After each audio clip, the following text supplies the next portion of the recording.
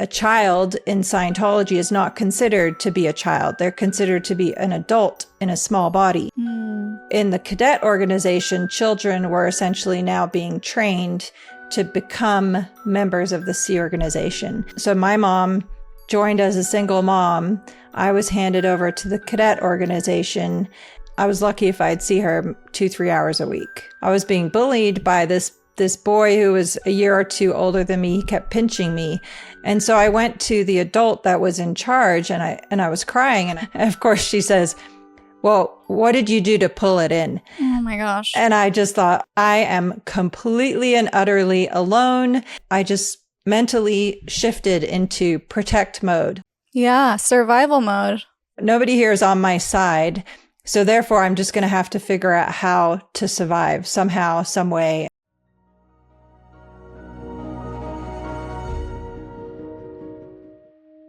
Hey, my name is Shelise Ansola, and this is Cults to Consciousness, where we discuss leaving high-demand religions or organizations and finding healing and independence through awareness and true individual sovereignty. As always, if you're only listening and you want to see our faces, you can go to my YouTube channel at Cults to Consciousness, where you can like, you can subscribe, become one of the supporters of these amazing guests coming on and telling their story. You can leave those words of encouragement for the guests. It means a lot to them, it means a lot to me, and it boosts the algorithm. So thank you guys for tuning in for this episode. I'm so excited. This is someone who I've wanted to have on for a while. And then when she reached out to me, I was like, oh my gosh, this is amazing. If you are familiar with the Ex-Scientology space, you probably already know who she is. She was part of the Aftermath TV show with Leah Remini. She had her own episode. And now she's the president of the Aftermath Foundation. And her husband have their own channel, Blown for Good. So thank you so much for joining us, Claire Headley. Thank you so much for having me on. I love the work that you do. And yes, evidently this was meant to be. Great minds think alike, right? Yeah, it was inevitable. It had to happen at some point. And we just have so much to talk about. You have an incredible story, and we realized early on that it's not just going to be one episode. It definitely has to be two. So guys, this is the first one. We are going to be diving into her childhood and what it was like growing up just full on in Scientology, what that looked like. We've done a couple episodes where we talk about growing up in Scientology, one with Aaron Smith-Levin from Growing Up in Scientology, Yep. and another one with Danny, who told her story about living in Los Angeles. And we did an amazing episode with Apostate Alex, who has his own YouTube channel, as well as Kelly Copter, talking about her life growing up in Scientology. And now I was like, you know what, let's dive into that a little bit more, get another perspective on what that was like as a child. And then in the next episode, we're going to go into all of the juicy stuff, how she rose to the ranks, became one of the top ranking members of Scientology, what that looked like, and then leaving. And then as a little bonus, because we've done an episode or two on the Danny Masterson trial, we're going to talk a little bit about her involvement in it. And it's going to be so good, guys. I can't wait. There's so much to get into. Yes. So let's just dive in. Where do you want to start, Claire? Do you want to talk about your parents and how they were involved? I'll just give you the floor. Sure. Sounds good. So yes. So I was born in England. Nobody believes that anymore because I worked really hard to lose my accent. I was told I was going to be too old to lose it. And I said, challenge accepted. Wow. Yeah, but I was born in England and lived there until I was 13 years old. And so, being born in the 70s, it was, my parents were both, precise definition typecast hippies. Oh. And my mom, she got pregnant with me at a very young age. She was 17 when she got pregnant with me. And she was the rebellious teenager, had been raised in a Irish Roman Catholic family. She'd gone to Roman Catholic schools with nuns as teachers. I mean, I haven't had a lot of opportunity to compare notes with her because she disconnected from me when I left Scientology, but that's my understanding from the family I've talked to that I have been able to find and have connection with outside of Scientology. She and my dad both were actually in Scientology at the time she got pregnant with me. They were working at the Manchester organization, the Scientology organization, and they had, to my understanding, they had both signed staff contracts working there. So yeah, I was born into Scientology. Ironically, my name is based on the state of Clear, which... No, it is not. I know. Oh, so no. sad. Oh, no. I'm just like, I know. It's just one of those things. I was like, man, did I have to be named after the state of Clear? Because, of course, in French, Claire means clear. Oh my gosh, but it is such a beautiful name, so I wouldn't want you to change it. Okay.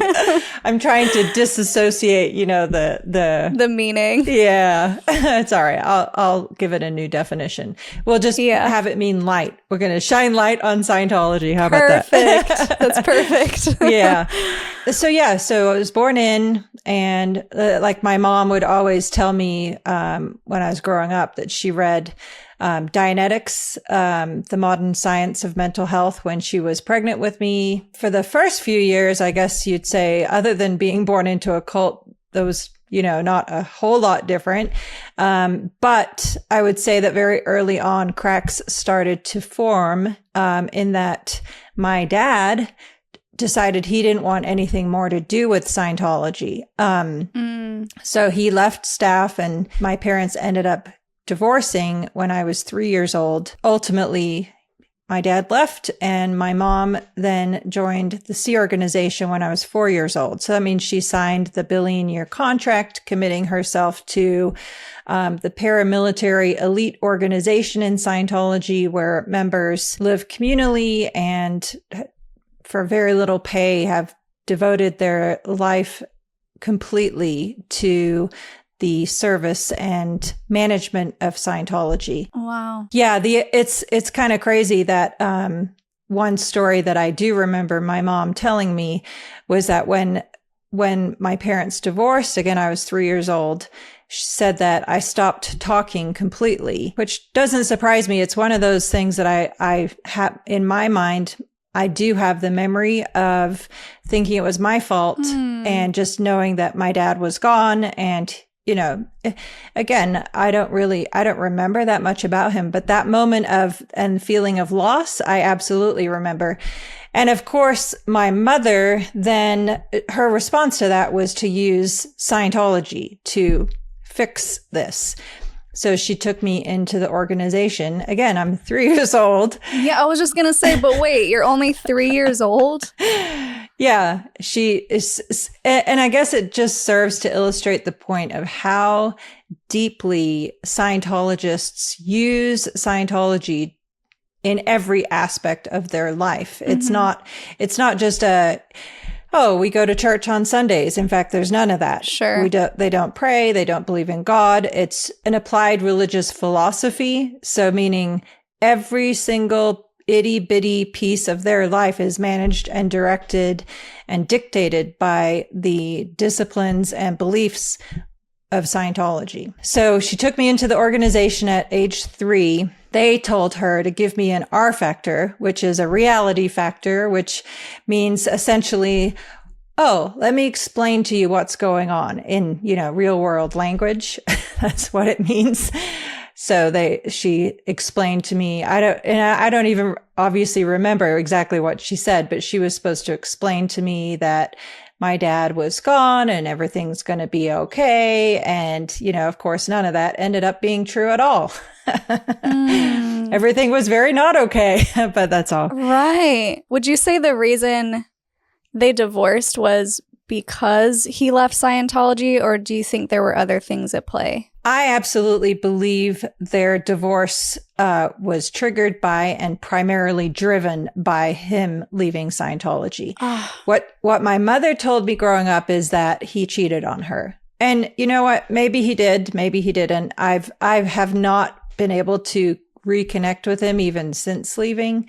And I'm sure there's reasons for that. It's neither here nor there. I've connected with his family, his brother, like my uncles, my aunts. So they've all told me that Scientology was the absolute catalyst that destroyed their marriage. Yeah. Okay. I just wanted to see if there was correlation there, because it happens so often in cult and high demand groups when one spouse all of a sudden says, I don't want to do this anymore. It seems like the organization or the group pressures the other person to get rid of them and say, well, they're going to hurt your salvation if you continue to stay married, or whatever it is. They want to keep you in. And if that means the other spouse might pull you out with them, that's a huge no. Yes, that is completely the case in Scientology, and is generally very much how they approach it. If you're, just as you said, if somebody's leaving or expressing critical thoughts, then Scientology's response to that will be to drive a giant wedge as quickly and thoroughly into that relationship as they can, with the intent to split them up. Yeah. Okay, so you're in there and you're 3 years old and they're trying to explain to you what's going on. Yes, exactly. And so I guess eventually I started talking again, but the next significant step, at least in my childhood, was shortly thereafter. At the age of 4, my mother joined the Sea Organization. As I said, she signed a $1 billion contract. And whereas up until this point, we'd been living in Manchester, close to my grandmother and other family, now we were uprooted and moved to East Grinstead, where St. Hill is the headquarters for Scientology in England. We ended up at this place called Stonelands, which was kind of this old, creepy country manor where everybody in the Sea Organization, including the children, lived communally. Any children of Sea Org members were placed into what's called the cadet organization. A child in Scientology is not considered to be a child. They're considered to be an adult in a small body. In the cadet organization, children were essentially now being trained to become members of the Sea Organization. So my mom joined as a single mom. I was handed over to the cadet organization, and I would, from that point forward, I was lucky if I'd see her 2-3 hours a week. Oh my gosh. What was that doing to you as a child? Were you still thinking that it was your fault that you weren't able to see your mom, or were you starting to understand your surroundings? I mean, you're only 4, so I don't know how much you could understand about it. Yeah. What I do very clearly recall and remember as a recurring theme from that point forward through my childhood was just simply the constant battle that it was to try and get attention from my mother and spend any amount of time with her. I think at that point I was already kind of, I don't know that I was blaming it on myself any longer at that point or not. I just was struggling to try and have time and that connection. When you're a child, you want to spend time with your parents, and there was just such a severe lack of that. And between that and the sudden and extreme change of environment, like for example, I'm sure you probably know, and maybe people know, but in Scientology, they believe that if something bad happens to you, then you did something to cause that. It's your fault. They believe that victim is a negative thing. Like no Scientologist will ever tell you, oh, I'm a victim. That's actually a negative thing. That people in Scientology will say, oh, stop being a victim. And so at least for me, one of my beginning experiences in the cadet organization was I was being bullied by this boy who was a year or 2 older than me. He kept pinching me. And so I went to the adult that was in charge, and I was crying, and I said, he's pinching me. And, of course she says, well, what did you do to pull it in? Oh my gosh. And I just thought, oh my gosh, it's like this moment where you go, I am completely and utterly alone. And you just, at least for me, looking back on it, I just mentally shifted into protect mode. Yeah, survival mode. This is not a safe environment. There's nobody here is on my side. So therefore, I'm just going to have to figure out how to survive somehow, some way, and somehow make it through. And, because even if I were to complain to my mother, she would say and respond the same way. And then if you rebel, then you risk losing your parent altogether. And obviously I'd already lost my dad. I only had one parent left. Yeah. Who was raising you at this point in this communal house? Yeah. So there was, so it was probably about 30 or 40 kids with one adult. And the way that they would structure it is that they would split us into groups of about 5 or 6 kids and make one of the kids be in charge and responsible for the other kids. So it was literally Lord of the Flies type scenario completely. Oh my gosh. Yeah. So would you have kids that were, I mean, how much older than you? How, like the age range? Who's in charge of you? Someone that's like a year older than you? Someone that's 4 years older than you?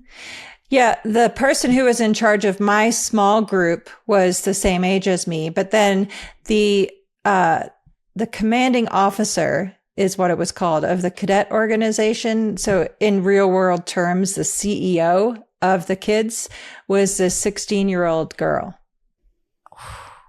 That's a lot of responsibility. Yeah. Yeah. And because there was such a lack of adult presence and parental support and supervision, or even parental involvement, there was just a lot of things awfully wrong. In a situation growing up like that, you just go, you know, like for example, when I was, I was around 7. And I was living in a dorm. They had a girls' dorm and a boys' dorm at Stonelands. And so it was probably about 20 girls in the room, you know, all with bunk beds. And it was this old room that had this like floor hatchet in the middle of the room where you could crawl down in the underspace of this old house. Either way, I was sleeping in a bunk bed, and because we couldn't have, you know, sleepovers, as it were, sometimes we would just be like, "Oh, you want to sleep in my bed tonight?" You know, was our version of sleepovers.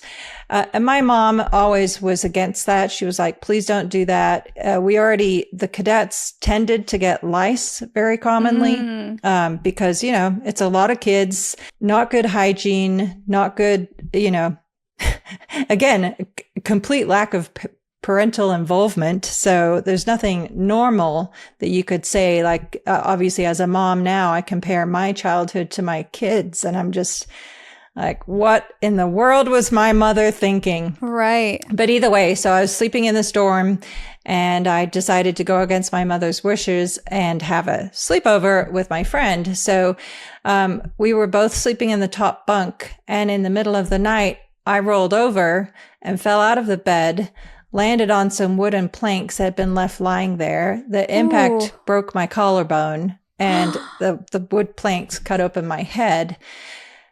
And there was a security guard, like a night watch person, that would sit through the night. It was mainly to make sure people didn't escape. So I guess somehow he heard the sound or something. Anyway, either way, I don't know if I was unconscious or what, but I know that the next morning I woke up and I was in my mom's room, which I was not normally allowed to go in her room. Backing up a little bit, the part of my childhood that I loved the most was school, because I got to go to a normal public school. And even though we would get teased and called names, and, you know, it was a lot of complications there, I loved going to school.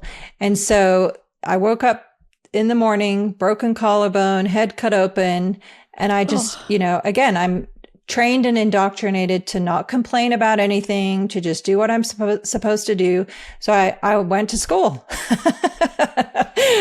Oh my gosh. And yeah, so obviously when you've broken a collarbone, any slight movement of your arm is absolutely just super, super painful.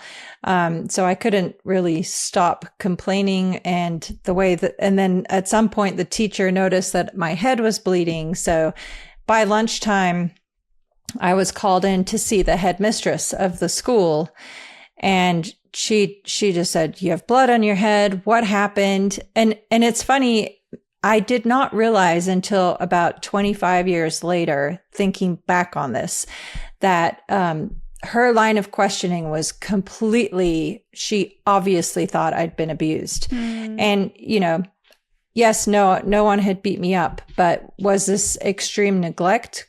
Absolutely. But I didn't say anything. I was just like, oh, I fell out of bed and that's what happened. And she said, okay, well, your mom is coming here to take you to the hospital, which even that was mortifying to me because that meant that my mother had now been taken off her work in the Sea organization and was having to come get me, which was going to be a big, something I was going to most likely get in trouble for. Yeah. It's just an example of, a day in the life of being a cadet, growing up in the Sea organization, unlike anything you'd think when you think, oh, what was your childhood like? Right. Did you have any sort of awareness that your childhood was different? Like when you went to school and you saw other kids, or like you said, you didn't mention anything to CPS or not CPS, that's an American thing, I guess, but the headmistress, because you didn't really understand the neglect. Did you have any sort of awareness that you were different at school? I did. I had, obviously my friends in class, my classmates, they lived in normal houses with their parents. And, I wanted that life so badly. I just was like, I didn't understand why we had to be in this different, circumstance. And I think my mom just explained it as like, oh, well, we're saving the planet, which of course, to a 7-year-old, like, what the heck does that mean? Yeah. Why does this have to have an impact on my life? I don't understand.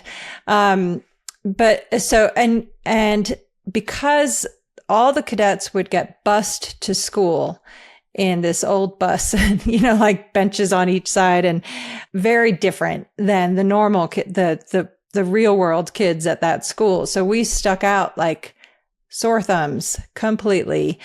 And because of that, we would get teased. Like we would get called names, Sino, and, a lot of the other cadets would be dirty or smelly, or like I said, lice was a very common problem among the cadets because of those factors. So yeah, it was tough. As a kid, even I was like, I wouldn't voice it, but I wanted nothing to do with that lifestyle. I just wanted to live in a normal house. And even I had formed this unspoken plan in my head that I thought, well, in the Sea organization, you're not allowed to have children either. So I just thought, well, I'm being pressured to join the Sea organization. I think I signed my first billion-year contract when I was around 7. What? Yeah. It was like a thing like, oh, well, all the cadets, obviously you're being prepared to join the Sea organization. So they required it as a means to show your commitment. Like, oh, everybody has to sign this contract. And of course, at 7, even at 16, the idea of a billion-year commitment is just not a reality that your brain can work with. It's right. not even to an adult. Right. Yeah. So, anyway, but yeah, I had this kind of plan in my head, like this escape plan, so to speak, that I was like, well, I'm going to, get married. I'm going to have kids. I wanted to go to university. I wanted to become a teacher. And I had it all rationalized and justified as, well, I will teach at a Scientology school. So therefore I can't be labeled as, off purpose or out ethics. Those are the labels that a Scientologist would give such thoughts other than joining the Sea organization. And I thought, well, I'm going to have at least 2 kids. And then when I'm 45, when my life is over, then I'll join the Sea organization. Oh my It's funny because now I'm like, well, when I passed my 45th birthday a couple of years ago, I was like, oh man. Wait a second. Yeah. Not a good plan. Well, right. Because as kids, we really have no concept of time when all you've lived is that amount of years. Like a 7-year-old has no concept of even 20 years. Yes. And so just thinking about signing a billion-year contract when you have no real concept of time or how a lifespan plays out, it's really interesting. Yes. I mean, it's a lot like baptism. Like in Mormonism, you get baptized at 8 and the parents are like, oh, we're so proud of our kids for choosing to be baptized. Like, girl, they don't know what that means. They don't know what they're signing up for. That's crazy. Oh my gosh. That's crazy. It's funny, the now we're supposed to's that exist. I think the parallel there of, the now we're supposed to, the baptism, sign a billion-year contract. It's just, again, you're supposed to, and if you non-conform or you rebel, then there's consequences, at least in Scientology. I don't know if anyone ever puts up a fight about being baptized at age 8. Yeah, not so much. Yeah. It's just the shame. Like if someone were to say, no, I don't want to, which also is extremely rare, it would probably only happen in the case where one parent is Mormon and the other parent isn't, and they actually have kind of both sides to look at. But if the child were to say no, it would just be huge shame on the family and everyone would be so embarrassed and mortified. So that's kind of the punishment. Yeah. Yeah. So that's not good for an 8-year-old, but it's better than losing your parent altogether, I suppose. A lesser evil. 100%. Yeah. Yeah. Was that manor that you were living in ever investigated? Because like you said, you guys all stood out so much based on how you looked and the hygiene and the abuse, obviously, like when you came in broken. Did they ever send anybody out there to check up on you guys, as far as you know? Not that I know of. Again, I was there from age 4 to age 10. So I don't think that I would have had memory or knowledge if there was a problem. Yeah. I used to wish and hope for like a fairy tale ending to my childhood all the time. Be like, maybe some long lost, I wish I had a godmother who would just whisk me away and make everything be okay. But the amount of injuries and, again, misbehavior and just normal things that you would expect with such an extreme lack of adult supervision. It was commonplace there, and of course, for any of the cadets that were misbehaving, the punishments were, they'd have to do heavy manual labor, and they would be kind of ostracized from even just our kids group, like not allowed to talk to the main group, as it were. They'd have to do ethics conditions, which in Scientology is steps Hubbard devised for someone misbehaving or not performing as they should. That was common. It was also, yes, we would go to public school, but then when we got home from that, we would have to do, maintenance around this manor, or Stonelands is what it was called. It was not a manor, kind of overstates it. It was a rundown haunted mansion would more be the correct visual. Yeah. And so we all had posts or jobs as well. Every single cadet had a job that they were responsible for. My job was, I was responsible for overseeing everyone studying Scientology every night. So we would have study time and we'd go to this barn that had been converted into like a course room, and we would all study there. So again, nothing about it is really representative of what you'd expect for a childhood to look like. Yeah. And I'm trying to put myself into the mindset of a child who's being raised this way, because I'm wondering if you said kids were misbehaving, but also being punished for their misbehavior. And it seems like you were kind of dissociated from your emotions as a child because you weren't really allowed to feel certain things or feel victimized or whatever it was. Did you find it hard to get people to study or kids to study this material, or was everyone kind of in it too? Yeah, that's a good question. I don't remember like kids running away, but mind you, anyone that was misbehaving was kind of separated out. So the tendency is to be a conformist and do what's expected of you. And because we all knew there were going to be some pretty harsh consequences if we didn't. So, it was, and again, we're 6, 7, 8 years old and up studying Scientology every day. And that was the priority over our education. The indoctrination beginning at such a young age just makes it that, like, to this day, I can't unforget the things that I have committed to memory.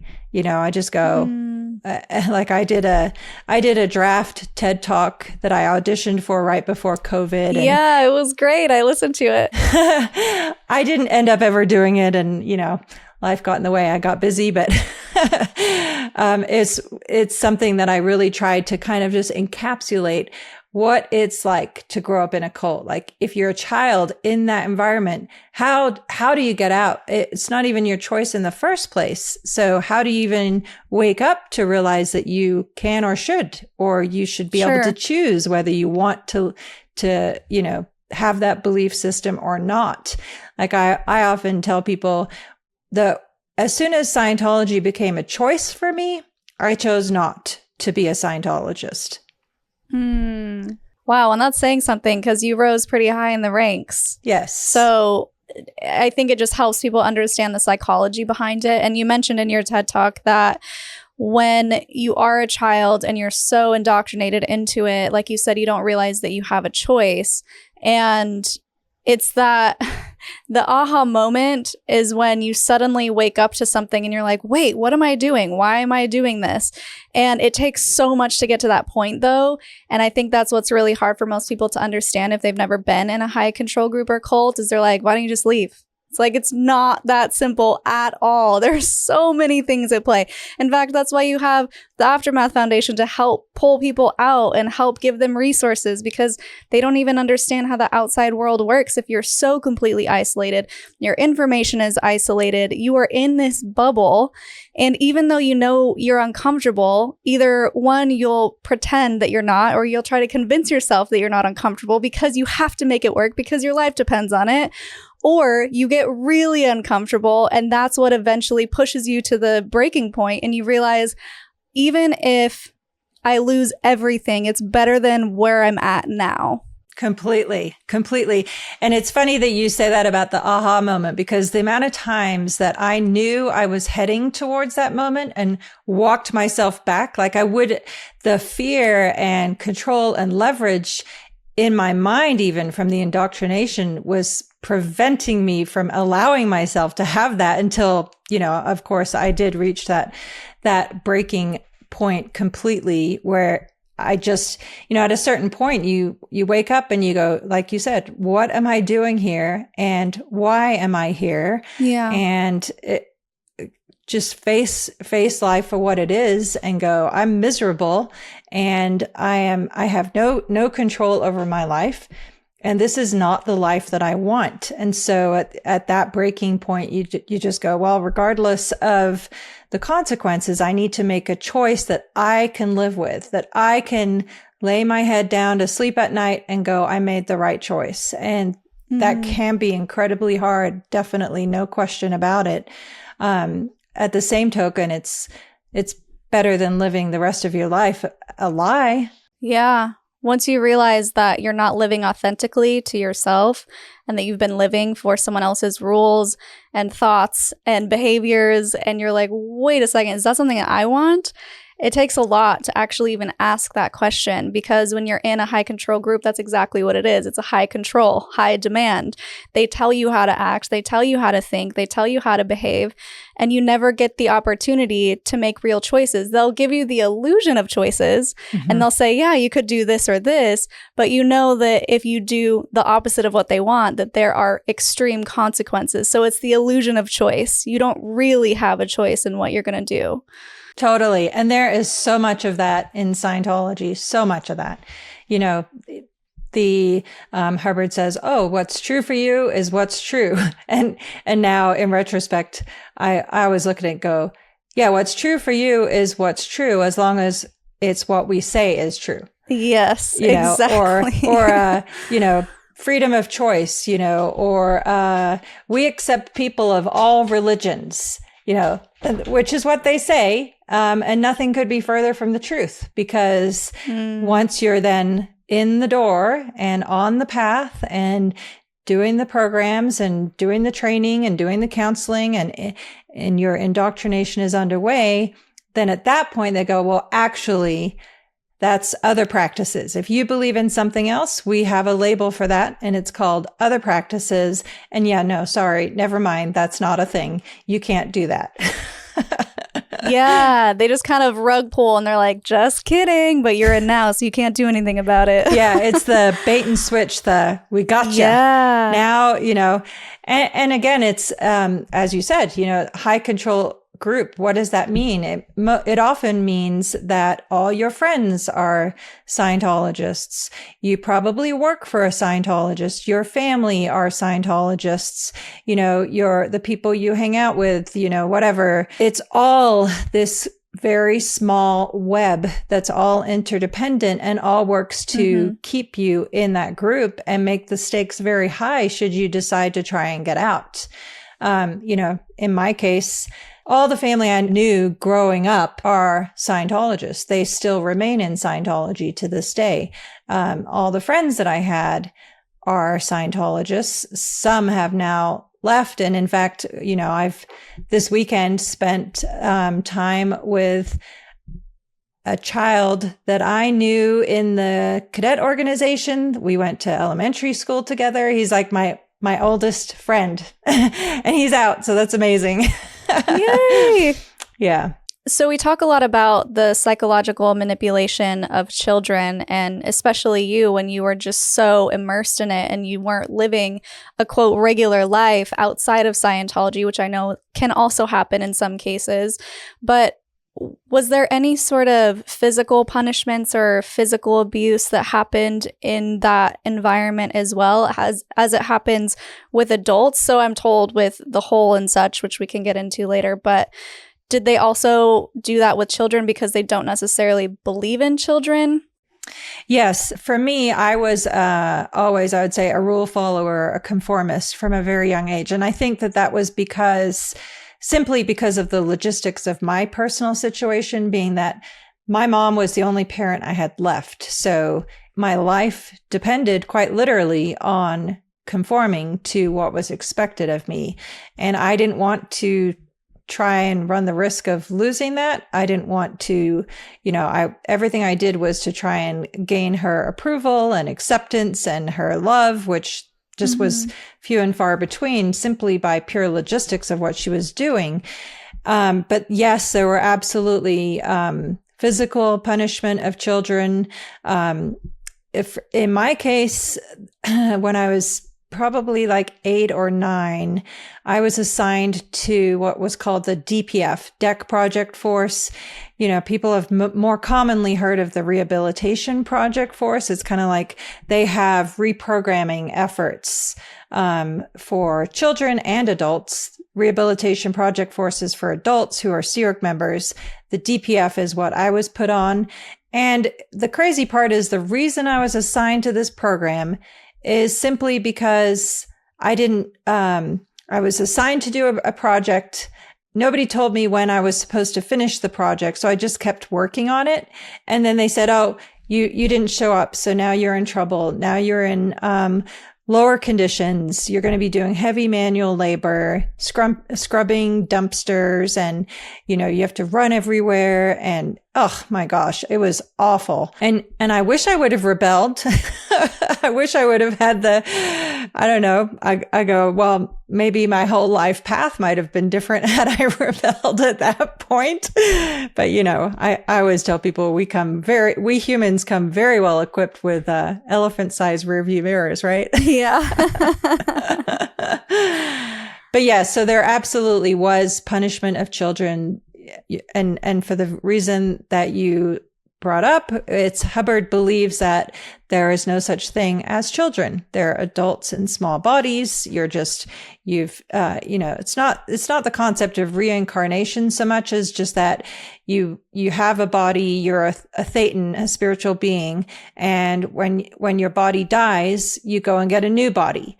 And then you start your next life. And so that tends to undermine the family foundation and is used to undermine the family foundation within Scientology. Like, obviously, my mother, I'm just one daughter of, millions of daughters she's had on the whole track, as it were. So, not that big of a deal to go, well, daughter number one, Claire here, is a suppressive person and you can't talk to her anymore. So you need to disconnect from her. Oh, yep. Got it. Okay, done. Wow.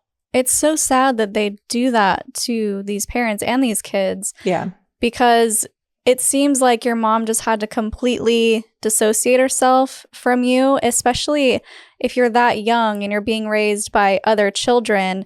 And did she know what was going on with you? Did she seem to care, or was she just so focused in on her mission? Yeah, that's a good question. I've given that some thought here and there. In my mind, we always had a reverse relationship in that, she would always talk to me as an adult. And again, looking back, that's not surprising because that's what she was taught to believe in Scientology. But she'd be like, oh, I think I'm in love. When I was 6 years old, I'd be like, oh, great. Here we go. Who's going to be my stepdad now? Or what's going to happen? It was never a normal parent-child relationship because of Scientology. When I was 8, my mother started a relationship with another Scientologist, and she ended up marrying him. But before that, she came to talk to me and she was like, well, I think I've decided to get married. Is that okay with you? And I said, well, no. And again, in retrospect, I was like, she wasn't really asking. I should have known that. I was so naive and... Well, you were a kid. Silly. Why would a parent ask such a question? And then it was just ultimately embarrassing because then the next day they were like, oh, we're going to take you for ice cream. I'm like, oh, great. Now, you just go, what? Why? You told him? I said no? Yeah. That's rude. So unfair. It's just one of many examples. Another time, even growing up, so after she got married to this person who then was my stepdad, and actually, ironically, he ended up adopting me in England. And the reason he did this, that I was told at the time, is because they didn't want my dad, my real dad, to have any power over me whatsoever. Even though I had no relationship with him, I saw him once very briefly when I was 6. I couldn't have picked him out from a crowd if I tried, but somehow he wanted to just cut all connections and completely isolate me from my dad's family. So I had been going to visit my grandma on my dad's side and cousins and all that. And then, so he used this adoption to cut that all out of my life completely. I just didn't realize it at the time that that's what was happening. Yeah.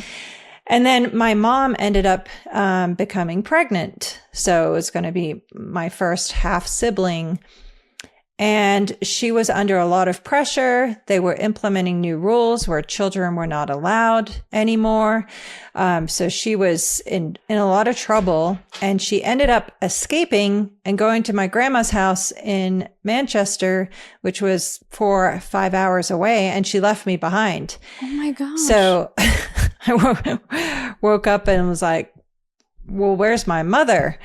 Anyway, that was a terrifying experience. And my stepdad left as well to go get her and bring her back. And I was just there by myself, getting the stink eye look, because now my mother had escaped, which is a negative thing. And I could just, even at 8, by that point I was 9 or 10, even at that age, I could sense, the innuendos and the significances of what was going on that were negatively impacting me as a child. Wow. So they were pressuring her to terminate the pregnancy? She was going to be one of the last people that was going to be allowed to have a child in the Sea organization. So at that point, they were not making those pressures, but that was started right after that. In other words, she knew that if she had this baby, that's it. No more. She wouldn't be allowed to have any more babies. And if she got pregnant a second time, she would be pressured to terminate. So she opted to take what they call a leave of absence, where she was going to just be out of the Sea organization for 1 year and have the baby. And my stepdad had like $30,000 in debt from having done the upper levels, the operating Thetan levels in Scientology. So they were planning to make a bunch of money, pay off his debt, and then after a year, come back into the Sea organization with my sister, my half sister, who would be 1 year old. So that's what she embarked upon. But during that time, she was on heavy manual labor. She was getting interrogated, like during the leaving process or her trying to work to get this approved. I remember her crying, just being upset. And even at one point, I was approached by adult Sea Org members, and they were trying to get me to stay behind. They're like, oh, you can just start your contract now. You don't have to leave with your mother. Just stay here, do the right thing, be on purpose. You're ready for this. And I was just like, no. And so I didn't end up staying. I definitely felt very strongly pressured to do so though.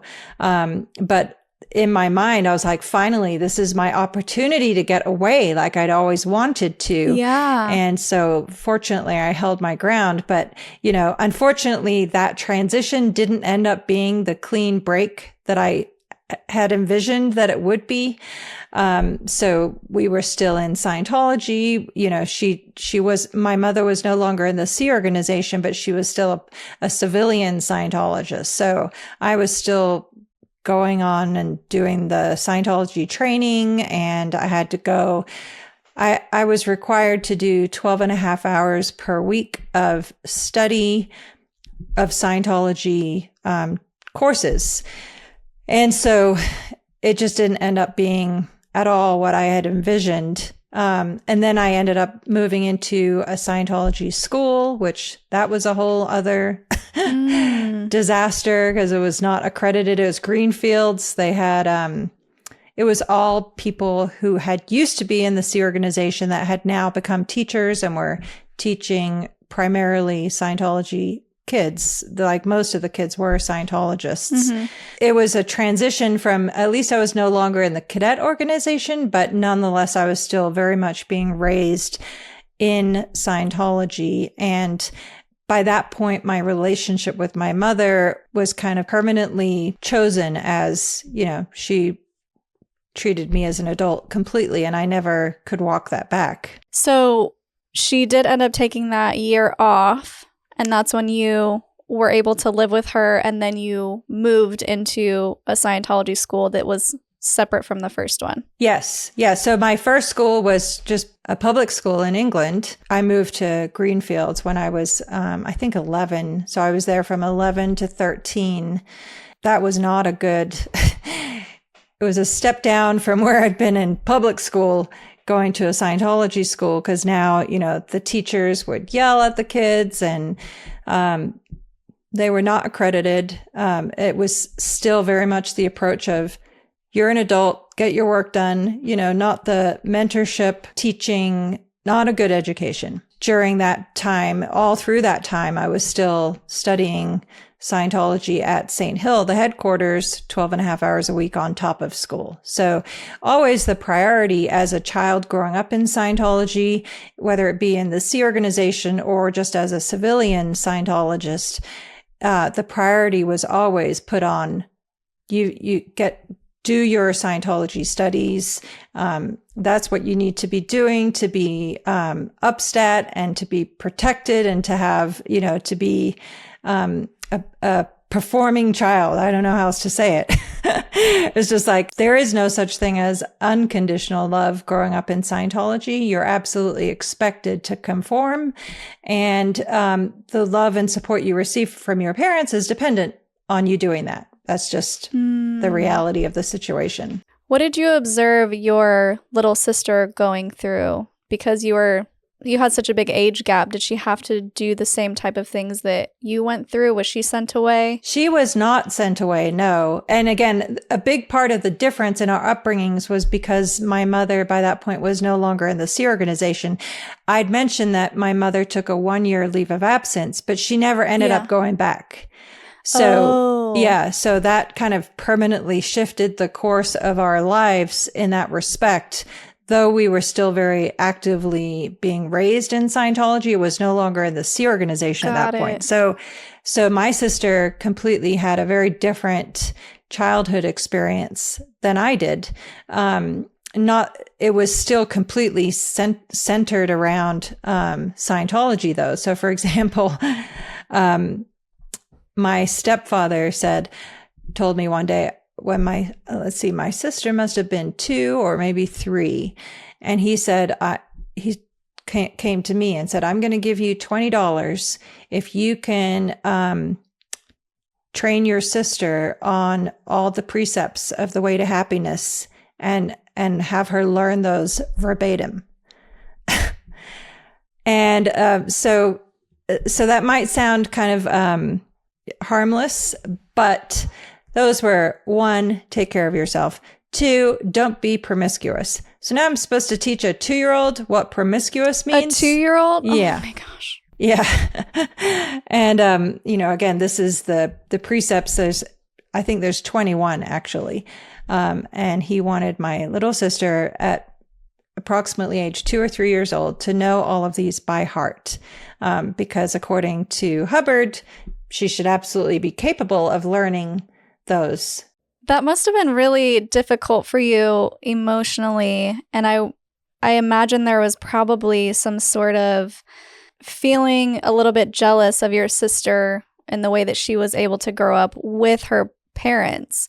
Did you feel any of that animosity towards her? I can't say I had animosity towards her. No. All I ever wanted was a normal childhood. So the fact that she was getting that, I loved her completely. I was more like a mother to her. My mother kind of, she never did well with infants. So from a very young age, my mom kind of was crying and handed off my sister to me to help put her to sleep. And so I just always had a very close love of my sister. I was very, very close to her. I loved her. And I wouldn't wish my childhood on anybody. Even at that age, I was like, it wasn't that it was unfair. I was just happy to be out of that environment. Even though I was still in a very high control environment, it was still less so than what I had originally grown up with until the age of 10. So, I mean, it did strike me in terms of the differences. Yes. But I didn't blame that on my sister at all. I can't even say I blamed it on my parents, to be honest.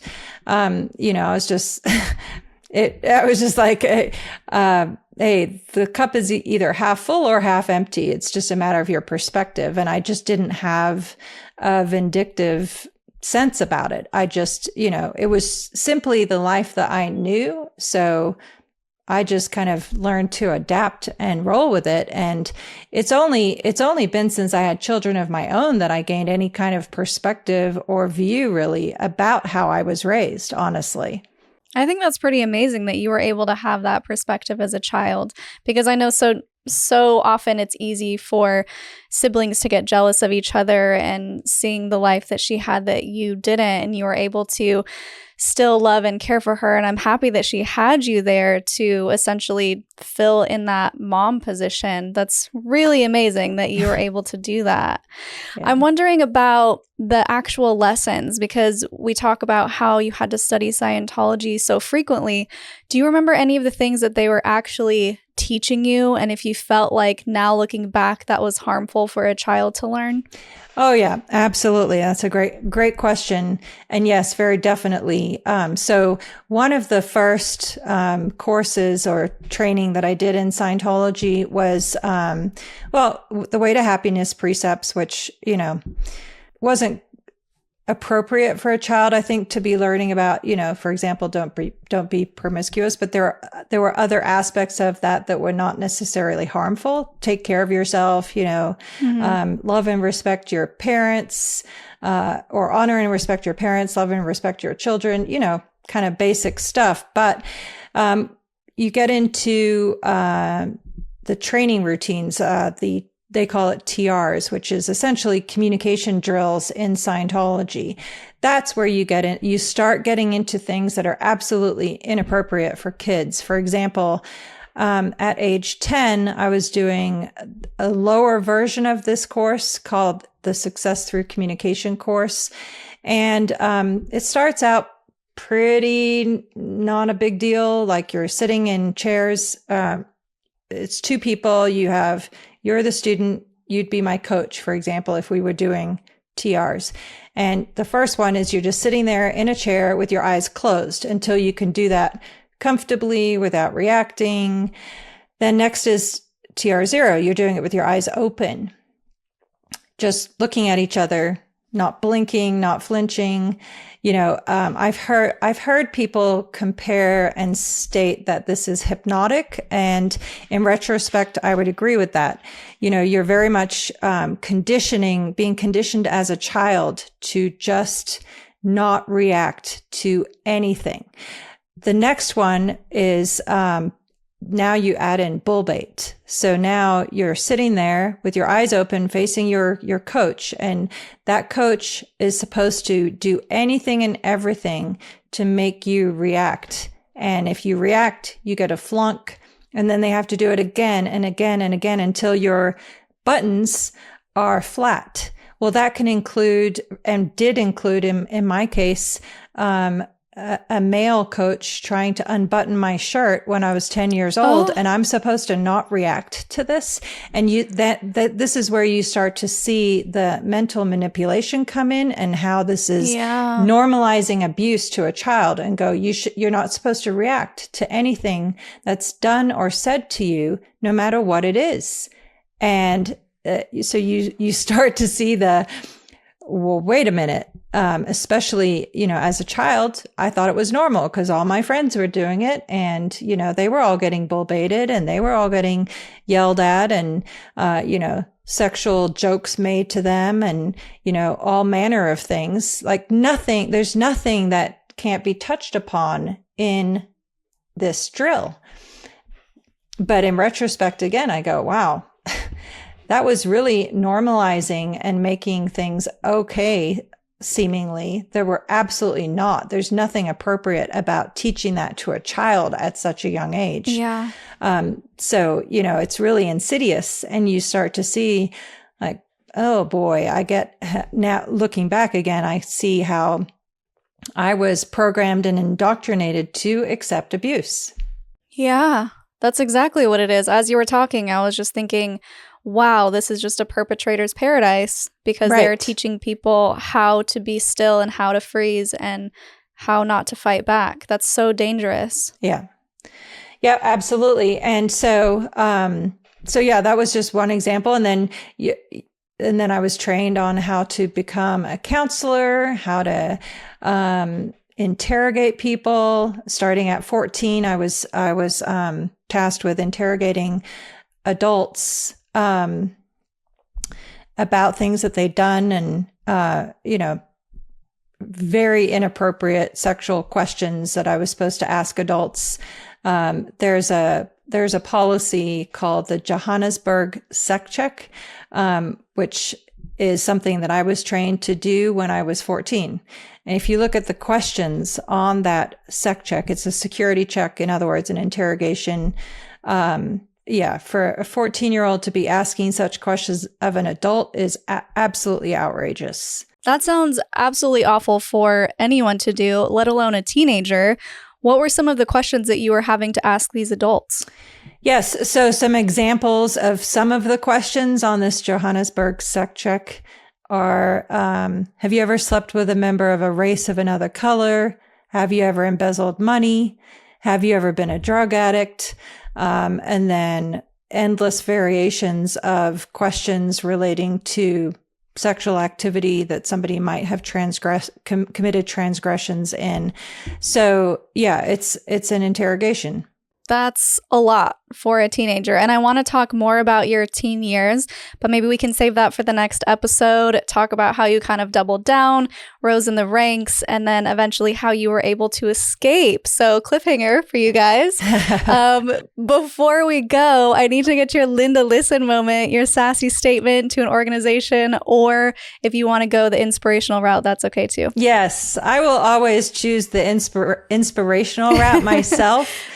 But I would say, so I just say, Linda, listen, right? Uh-huh. Linda, listen, it is never too late to change your life path, change your choices. It's absolutely okay to change those choices. It is okay to realize you're not living your best life and to correct that trajectory. It's never too late to do that.